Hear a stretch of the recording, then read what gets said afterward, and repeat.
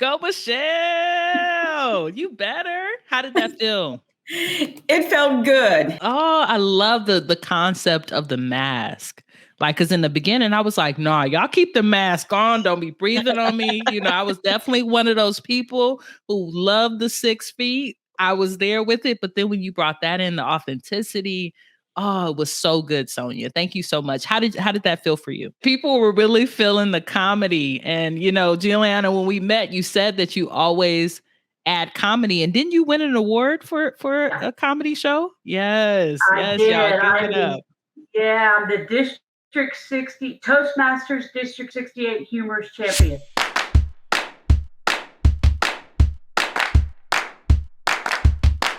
Welcome to Crafting Your Signature Talk, the virtual stage. My name is Evolve Benton, and I am the Speaking for Profit coach. I'm very excited about our conversation for today and to bring these amazing folks to the stage. If you are listening now, just go on to put hashtag live in the comments. If you're listening in the near and dear future, put hashtag replay.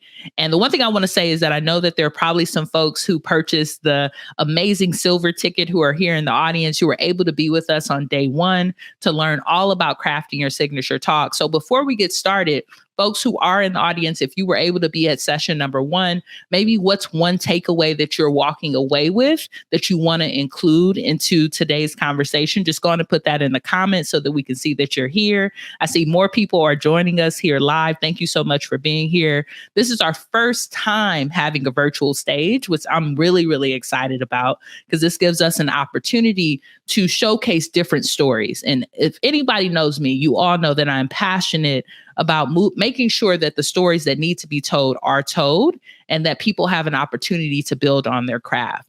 Oh, I see some rainbows coming in. Thank you. Happy Pride, y'all. Happy Pride. Happy June. I'm so happy that you're here. And I see we got some folks live. Zion, welcome to the space. Leticia, glad that you're here as well. So if you were there for day one, go on and put that into the comments. What's one takeaway that you have from day one? Remember, we're here to talk about crafting your signature talk. And the reason that a signature talk is so important, y'all, one of the reasons why is number one, it gives you an opportunity to make profit because, we're here to speak for profit. But number two, it gives you an opportunity to build your credibility. And that's what we want to be able to do in our speaking business. When people know us for the things that we speak about, it gives us an opportunity to really impact the world. So I'm really excited about today's speakers. They have taken the leap to be on the virtual stage and to really get into this conversation. And what I want to say about today's speeches is the topic that we chose was really a topic around how do you support the workplace with getting past the pandemic? And I wanted to have this conversation and I wanted people to write about this because I know that we all made it through a historical time and we have so much information to share with the world. So I'm really excited to hear what our speakers are going to share. And I'm really, really excited about this conversation. So if you are excited as well, go on to put the word love into the comments. I would love to see some love for our amazing speakers who are coming to the stage. People always need that in their life. And I see the time is building up. We got about 12 people in here. Okay, we getting in here. Thank y'all for being here. If you're watching on YouTube, which I hope you are, if you're not, go on over to YouTube.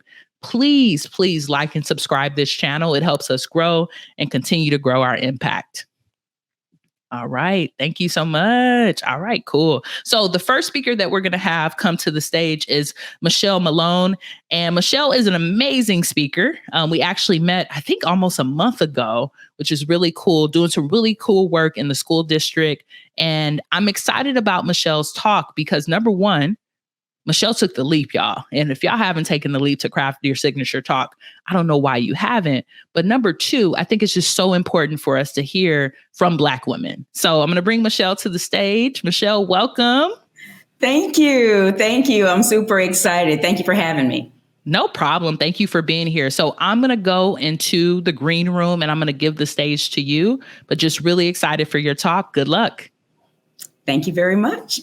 The number one thing that most people claim they don't ever have enough of is the number one thing that we have plenty of. We claim that life is hectic. There aren't enough hours in the day. We'd like to take that trip, check things off the bucket list, and finally learn how to do some things we've just never had the time to do. But there's always enough time. But does that sound familiar? Have you ever uttered those infamous words of exasperation? I just don't have enough time. Well, I've said it, and I'm sure you've said it. And even Sweet Brown said, ain't nobody got time for that, while on a local television show. And we laughed out loud, and the video went viral. Not having enough time isn't a laughing matter, and neither is going viral, especially if we're talking about COVID-19. I'm Michelle Harmon Malone, and I'm a parent empowerment coach as well as a school leader of a middle school. And I remember the global pandemic and the hysteria surrounding it almost as if it were yesterday. I recall working in a very large middle school with about 1,800 kids. Some were wearing masks and others denying the very existence of COVID-19 and calling it fake news, but it wasn't. In other news, on a personal level, my husband and I had decided to separate. And we were living together in the same house for nearly 6 months. The day before the entire world shut down, I closed on my new home, and life as I knew it would change literally overnight. I was alone in a brand new house with my golden retriever, Marley, as my constant companion. What I realized is that I had plenty of time, but I also had a creative mind and lots of blessings to count on those fingers that just couldn't find enough to do with all this newfound time. As tragic as the pandemic was for millions of people across the globe, I was protected, I was set apart, and I was practically untouched by the horrors outside. This scourge left entire families in ruin, but it also taught those of us who were left behind some very valuable lessons that give us hope and a prosperous future to look forward to. As parents, we learned that teaching isn't as easy as we thought, and not just any average Joe can do it. Engaging our kids and keeping them engaged with content and strategies and snacks, and there are never enough snacks, is hard work. A teacher's toolbox must be bottomless. How on earth do they manage to keep my ADHD boy and my slick mouth girl engaged in learning for 8 hours every day? These people are heroes. If they weren't before the pandemic, post-pandemic, they certainly are. I didn't realize it before, but I definitely believe it now. Another thing that the pandemic taught us as parents is that we truly do need each other. We always talk about the village and how it takes a village to raise a kid. Well, many parents in my community took on active roles educating our kids until schools were able to officially open on a hybrid level. We took advice from homeschoolers, from YouTubers, from global education leaders to keep our kids focused rather than fearful. We also realized that there's a world out there that's been entering our homes without our permission in the form of gaming and social media. We realized that predators can enter through the air like COVID or through our screens. As parents, I learned that we can do better. And then finally, carving out time for basic family structures can remedy some of the attention-seeking behaviors that our kids are exhibiting and falling victim to. Something as simple as reinstituting or re-implementing family dinners, sitting around the table. Former president said that all problems are solved around the dinner table. We can include movie nights, mission trips, and mission trips could be something as simple as going abroad as a family or doing basic common missions, like going to the grocery store together, learning how to budget, learning how to clean your home properly with excellence. All those things, if done under the care and supervision of a parent who's training up their child in the way that they should go, serve as mission trips that get you closer to the vision that you have for your family, for your community, and for this world. So in parting, I'd just like to share one thing with you. Number one, those who God calls, he qualifies. And finally, slow down. Time waits for no one, and that includes you. Thank you. Woo! Go, Michelle. You better. How did that feel? It felt good. And you know what? I'm a writer and I typically need a couple of days to mull over things. And I didn't have that this time. And so I just put myself out there, put my best foot forward, and I pray that it was good. It was amazing. Look, you're getting love. You're getting love. You're getting love. Definitely. You Thank did a great you. job. And what I want to showcase for you, Michelle, and give you just a little bit of kudos on is your vulnerability. You know, we talked about at our first session that we want to share about things that are scars, but not wounds. And I know that separation probably wasn't an easy thing, but the fact that you are sharing it shows that it's a healing practice for you. And I'm just thankful to be a part of your journey and a part of your story. Thank you. Thank you so much. No problem. All right. Well, y'all give it up for Michelle and we're going to move on. Thank you so much for being here and thank you for sharing your joy. Awesome. All right, folks. That was good, right? I know y'all like that. I know y'all were into it. Thank you so much for being here, good people. We're going to keep it moving, right? And for folks who might just be checking in, you know, I know this is a live session, so maybe you're getting your lunch or maybe you're walking your dog. I just want to say that this is Crafting Your Signature Talk, the virtual stage. These amazing folks literally got this prompt, y'all, on Tuesday and put this together by today. Right. So we want to give them kudos. We want to give them love because this is how we get better. We practice, we practice, we practice, and we practice. And what we talked about on Tuesday was that preparation is the key, but preparation happens in rooms just like this. Attention, public speakers, coaches, and consultants. Ever dreamt of booking 5-figure speaking and consulting contracts? In just 5 days, I'm teaching my tried and tested system to elevate your speaking and consulting business. Forget the cold emails, bypass the salesy pitches. This challenge is about building genuine high-value connections. And here's a promise I have for you. With a commitment of just 1 to 2 hours a day for 5 days, you're gonna witness transformative results. On day 1, you'll learn how to craft a business strategy without cold emails or paying to speak. Day 2 is all about you redefining your profile to attract decision makers ready to invest in your expertise. By day 3, you'll have your very own 5-figure sales system to turn contacts into clients. By day 4, we will have you automating your funnel with proven templates and scripts. And day 5, I'm going to teach you how to master the art of discovery calls with a step-by-step checklist and exclusive 5-figure sales secrets. Whether you're just stepping onto the speaking scene or you're a seasoned pro, this challenge is tailor-made for you. And I'm going to teach you the exact strategies that have helped me help my clients make over $2 million in the last 2 years. The journey to a thriving 5-figure speaking and consulting business begins with this challenge. So are you ready to redefine your limits, accelerate your growth, and bask in the limelight of your success? I want you to join the 5 Days to 5-Figure Speaking Challenge now. Let's rewrite your success story together. Simply head over to speakingforprofit.com. You're going to click that button that says 5 Days to 5-Figure Speaking Gigs so you can get started with the challenge. Can't wait to see you there. All right. Now back to the show. Our next speaker is going to be Sonia David.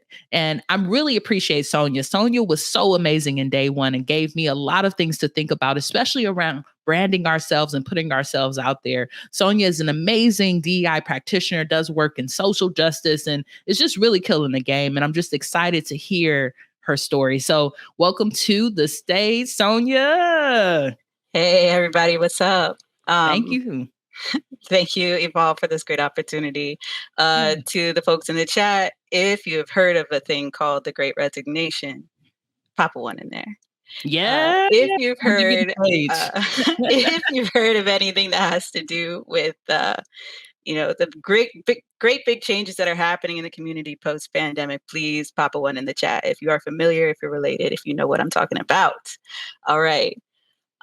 So today I want to talk to you about something that I believe precipitated all of this change, and it might be something that you didn't expect. And I like to call it the Great Unveiling.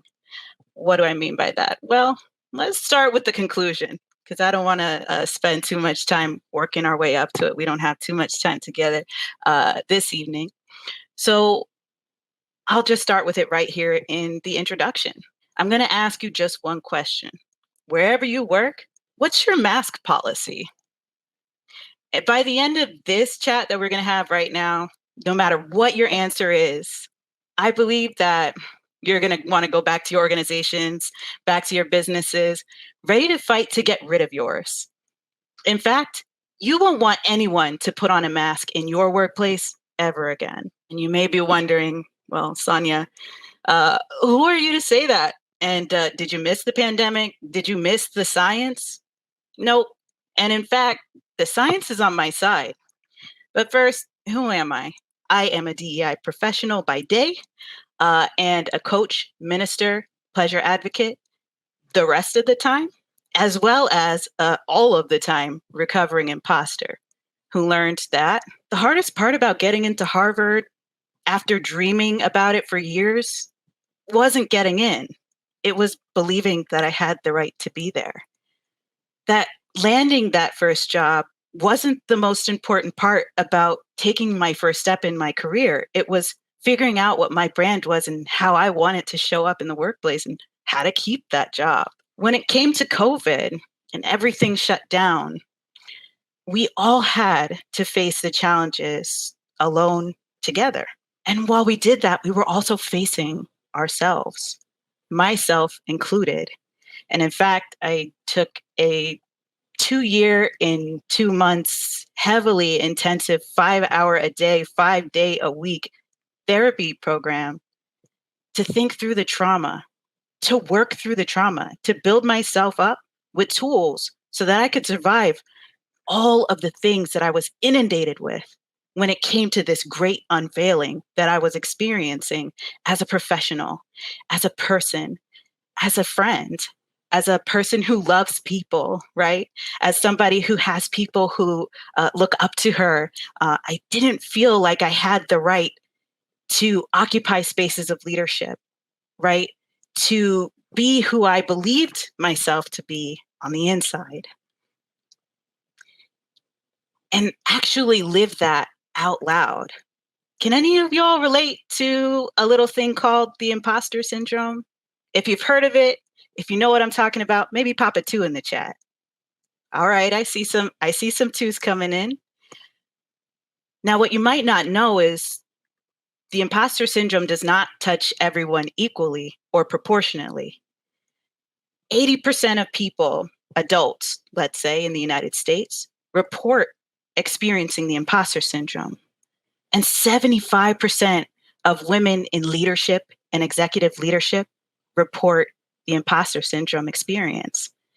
And a disproportionate number of people from communities and backgrounds that are marginalized also report experiencing the imposter syndrome.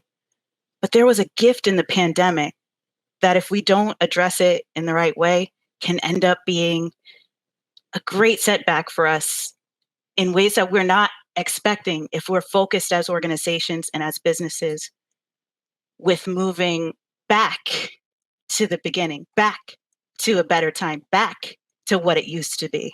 We've got to get rid of that idea because what we are recognizing in our workforce is that folks took time to see themselves and to take off their masks, to recognize that there was an imposter in the mirror going to work each day. There was an imposter getting in the car and going to, pick up the kids and do all the chores and get all the things done and be the super mom and be the, super Black woman in my case, right?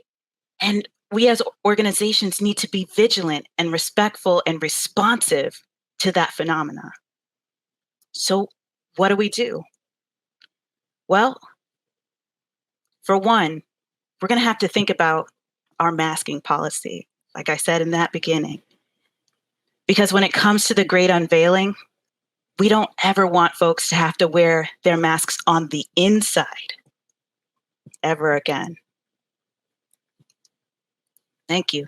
Yes. Oh, I love the concept of the mask.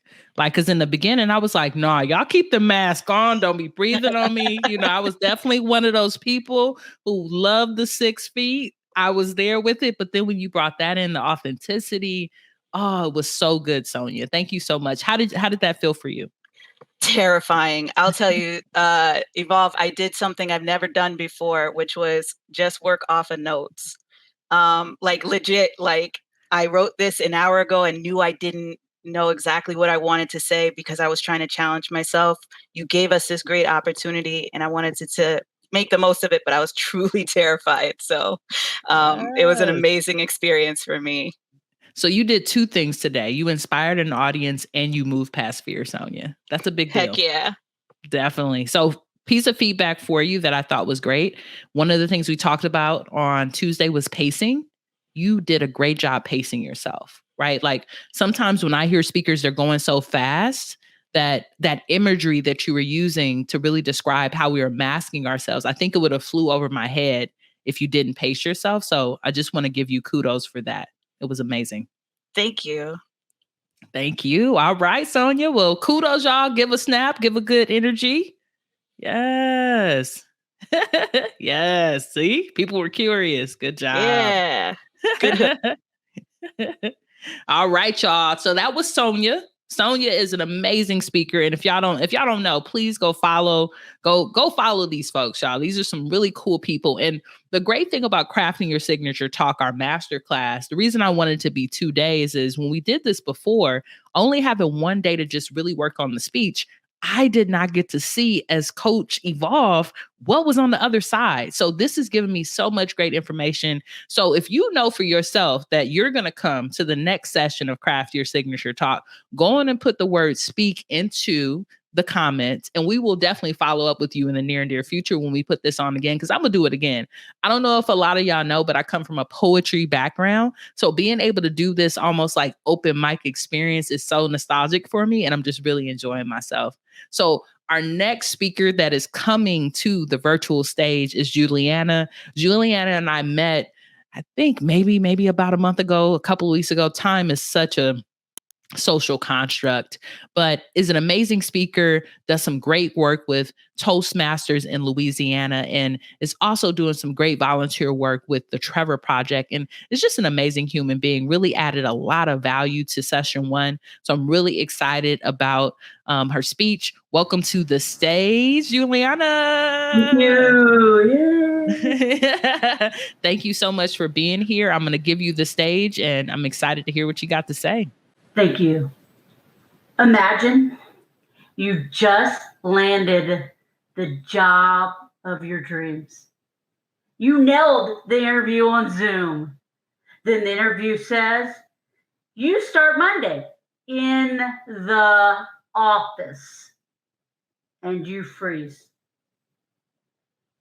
My name is Juliana Porsche. I'm a writer and I'm a speaker. You applied for this job online. You interviewed online, but the job requires you going into an office. That wasn't in the cards, but it's your dream job. You haven't worked out of the home in 2 years, but this is a job you dreamed of. For the last 10 years, your excitement turns to anxiety and panic. The pandemic did this to many of us, turning many social people into recluse. For huggers like me, it was torture. The hard truth is, what we thought of normal in 2019 looks very different in 2023. For me, having a meeting of 20 or more people was no big deal, but doing that on Zoom or Google Meet, a little more stressful. Meetings used to last 30 minutes and it was done, but now they last an hour or more because you have people talking over other people and people are inside conversations, and it's harder to handle on a screen. And even when you are told you have to come back to the office, there are always those 1 or 2 people that get to work from home and no one knows why. So how are you going to return to the office? The answer is simple. On your own terms. This is your dream job. This is the job you want. First thing, mask. Are they required? Do you feel you need one? Asians have worn masks for many decades, long before the pandemic. Japanese wear masks when feeling sick as a courtesy to stop sneezing or coughing from landing on other people. Japanese women mask their faces on days they don't have time to put on makeup.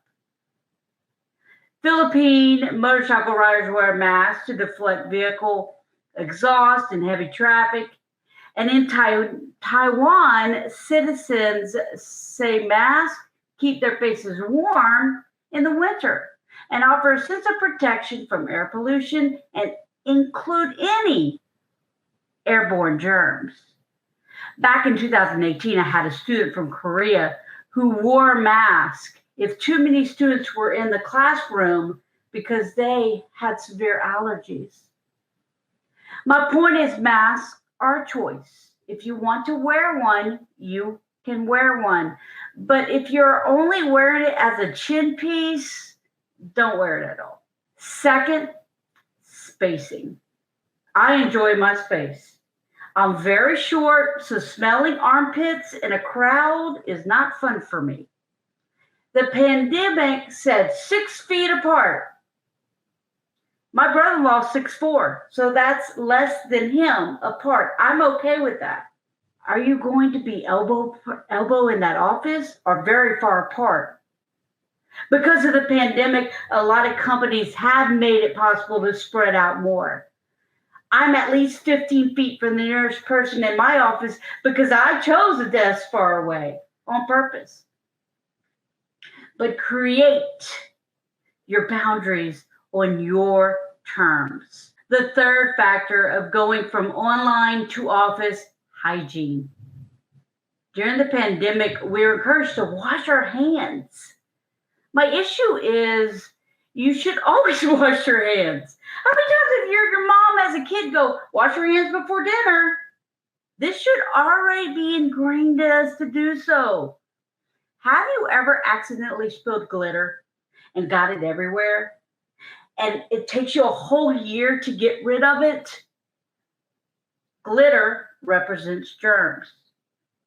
Germs are everywhere. We should always wash our hands to get that glitter off as much as we can. The pandemic has definitely changed our lives in more ways than many of us realize. Changing from work, from back home to the office, back to work, from home, back to the office. It's a big, big deal. If you love what you do and you just landed your dream job, don't let that fear, that anxiety, and that panic from the pandemic change what you want to do. Once again, I want you to imagine landing a job interview of a lifetime, nailing that job interview. And the interviewer says, you got the job. You start on Monday in the office. Will you say yes? Thank you. I love it. People were really feeling the comedy. And, you know, Juliana, when we met, you said that you always add comedy. And didn't you win an award for a comedy show? Yes. I did. Y'all give it up. Yeah, I'm the District 60 Toastmasters District 68 Humorous Champion. So I'm the funniest Toastmaster in Louisiana right now. So yeah, shouts out to you. Everyone give love. Please give love. Folks are showing some love in the comments. We really appreciate you. Thank you so much for being here. And thank you just for bringing that humor to the experience. That's what I really appreciate. That's what I'll give you kudos on, right? You brought so much humor, and I really appreciate that you took your time. Right. I know that if you would have really had it down, you would have been moving through it, but you took your time with your jokes. You landed all of them, and it was a really good time. So thank you so much for being here, y'all. Thank you. All right, y'all. So y'all, we got champions over here. I don't know about y'all, but we got people that got awards. We got champions. We have amazing folks here. And this next speaker that I'm going to bring to the stage, Diana, is just an amazing person. I've never told Diana this, but when I met her, it was actually during some time when my grandmother had passed away. And I was like, oh, wow, like I'm meeting another elder that I can connect with. And what I appreciate about her is she's so supportive of Speaking for Profit, has an amazing story, but always just shows up for me and the work. So I'm really excited to bring her to the stage. Let me go on and find you. There we go. All right, Diana, welcome to the space. Thank you very much. I'm very pleased to be here. Definitely. Thank you. Well, I'm going to give you the stage to kill it, but don't kill it too much, right? Just give them a little bit of that spark. I'm really excited to hear your speech. Thank you. I'm calling it Life After the Pandemic. And I'm going to start with some statistics. According to the World Health Organization, there were, it looks like 7,633,648,831 cases of COVID that were confirmed, including 6,938,353 deaths. Now that's a total, obviously. There were, looks like 13,375,580,553 doses of the vaccines that were provided to the public. As a working freelance writer for a number of years, I've written and published a lot of health news items on websites and newspapers and some magazines as well. Why did I focus on health?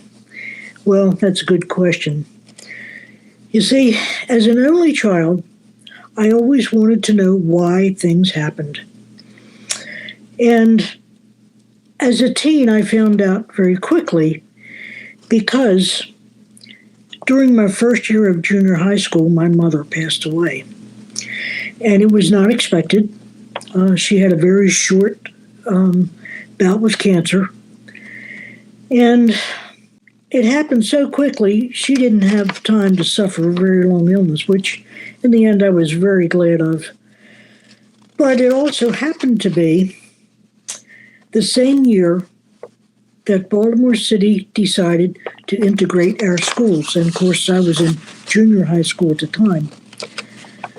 So I understand exactly how a lot of COVID families feel when they've had a member die. And I know and understand their feelings of loss, fear, and loneliness, because I also had to go through all that through the death of my mother when I was younger. I was actually only 12 years old when that happened. That was also the year when the powers that be decided to integrate the system of junior high school. And as I remember, there were only a few actual fights that year. Most everybody was determined to not fight during the school year. And I mean, there were a couple. There were maybe 3 or 4 fights, but that was all. Mainly, we were all paying attention, and most of us just didn't want to get in trouble. Many of us stayed at home after the COVID and just decided to not go out. In life, we'll be thrown curves, just like you do when you're driving a car. But our attitudes are what will, define us. Our actions will speak for themselves, and they'll be good or bad. How we feel can change at any moment, because only we can change our attitudes and actions for better or even worse. So that's what helped all of us get through the pandemic as well, is our attitudes.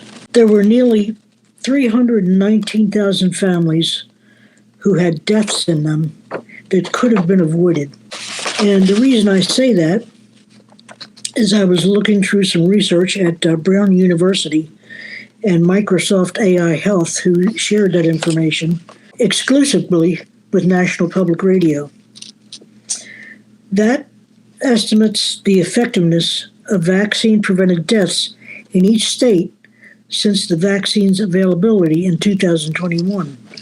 Also, NPR reported that people living in states where they were supported Donald Trump were 3 times more likely to die than those who voted for Biden. Throughout all of that, we've found out which TV stations and networks are most valued by telling us the real facts. ABC has come out the top winner. NPR. Now, Fox News Station is in really hot water. They've been sued several times so far.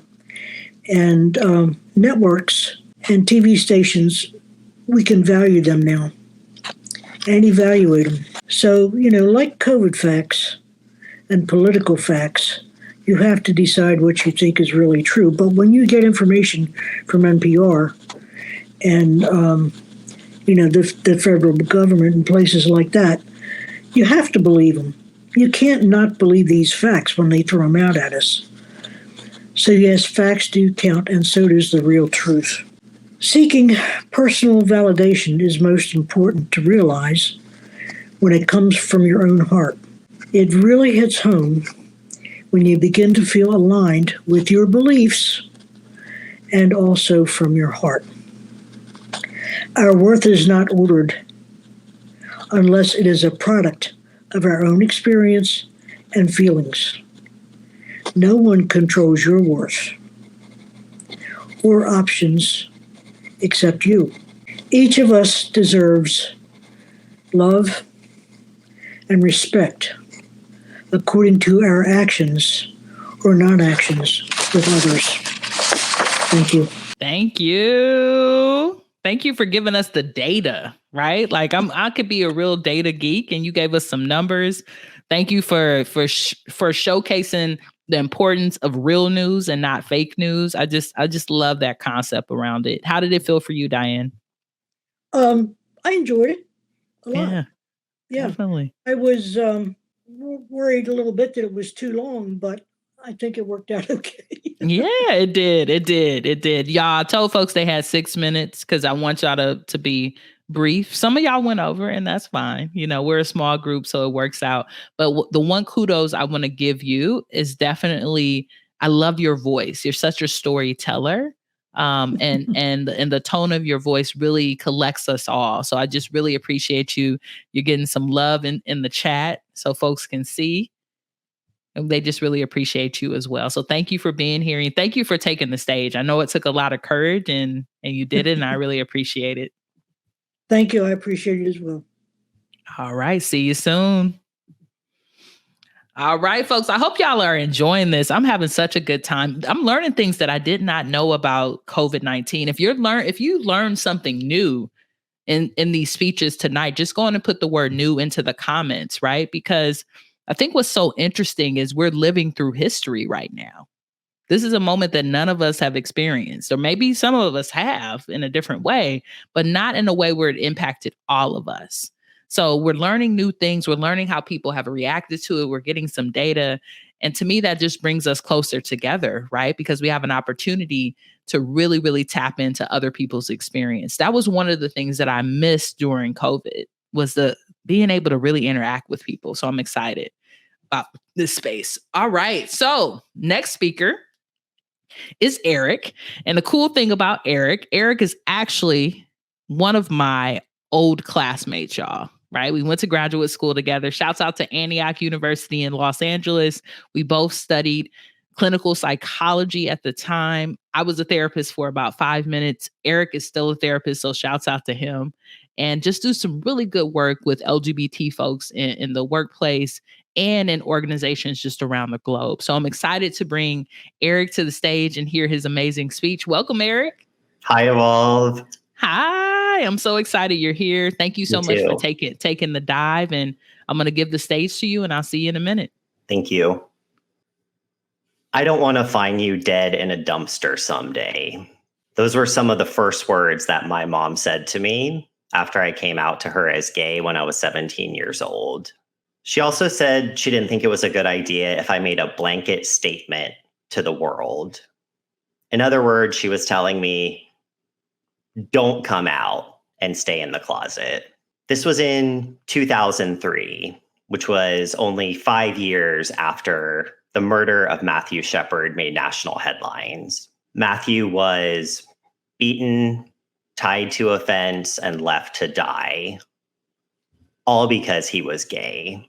So part of me understood that when my mom said that to me, she was saying it from a place of fear, and she was trying to protect me. But this message soaked in that the world might not be a safe place for me. And that was powerful. And that was coming from the person that brought me into the world. I understood she was scared, and I was a little scared too, but I still decided to make a blanket statement, and I'm going to make it again right now. My name is Eric, and I am a proud gay person, and I am on a mission to uplift my community.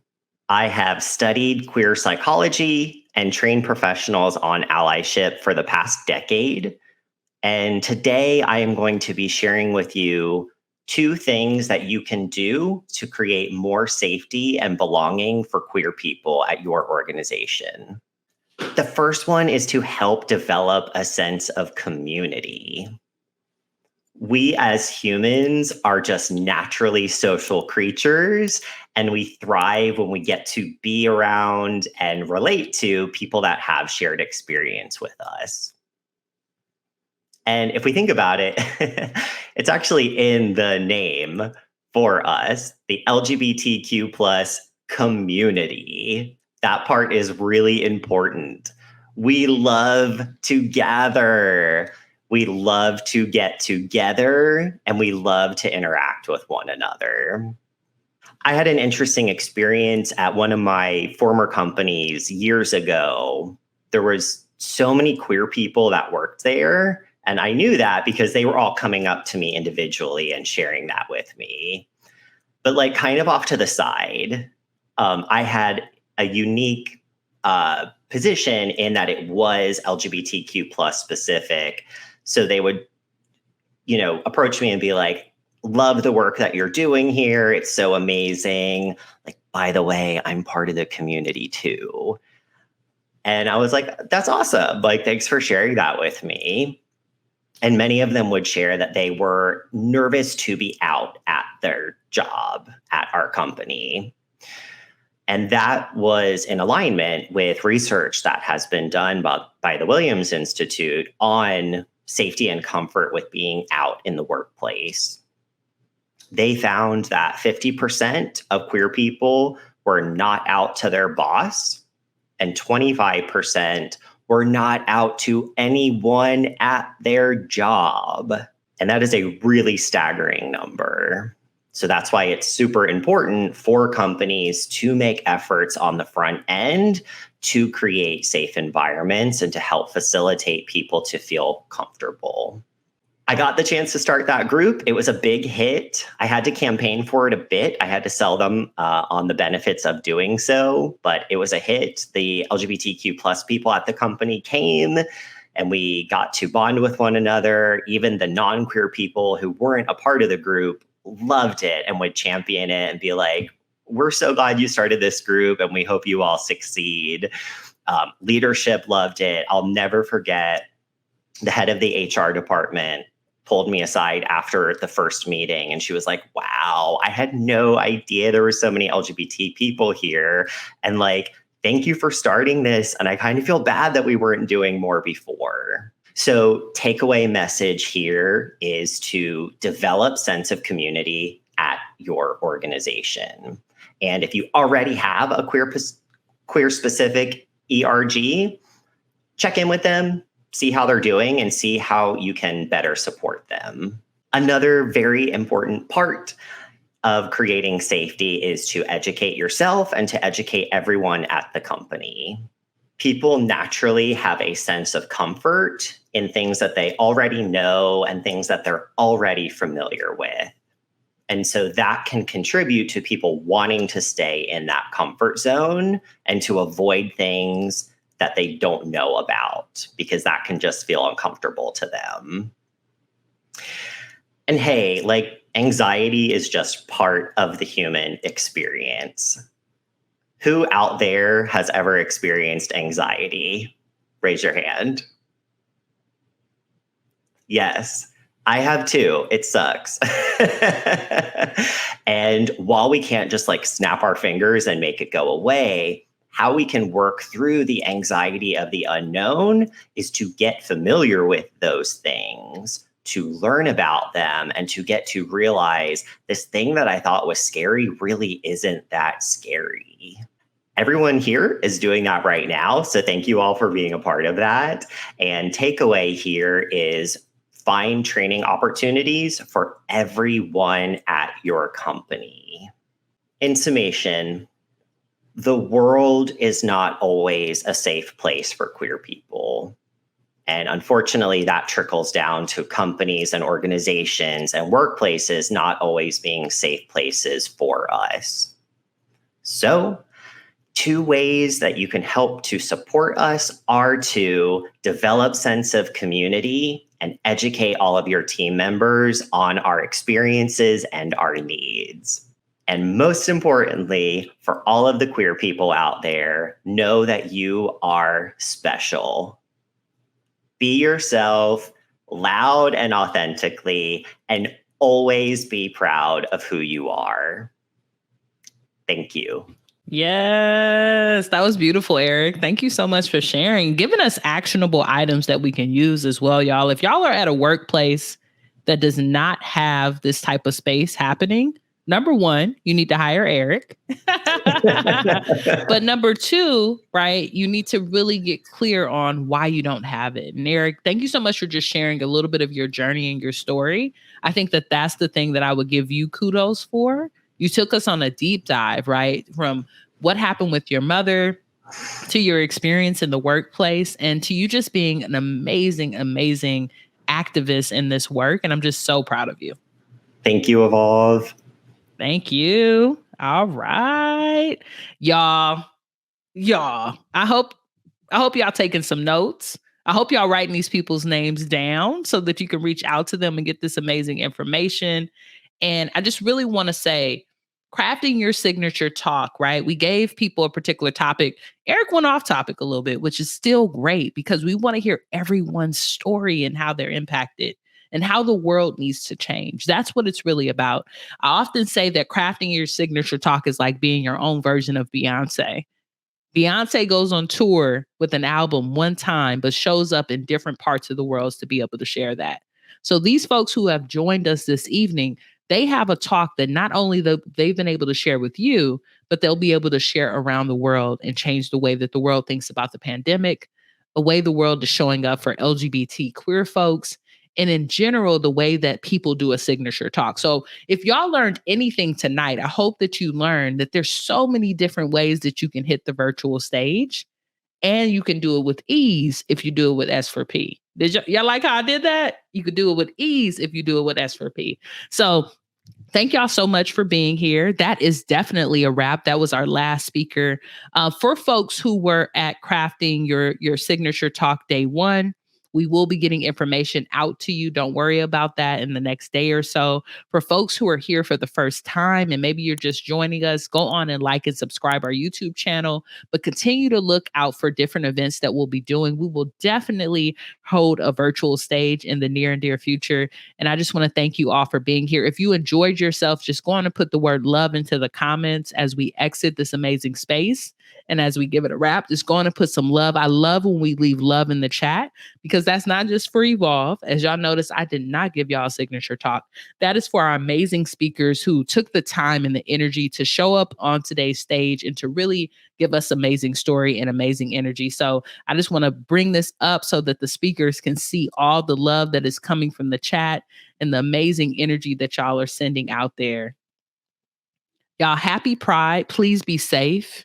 Please be safe, right? This country is not ready for us, so please be safe. Happy Juneteenth almost to all my Black folks out there.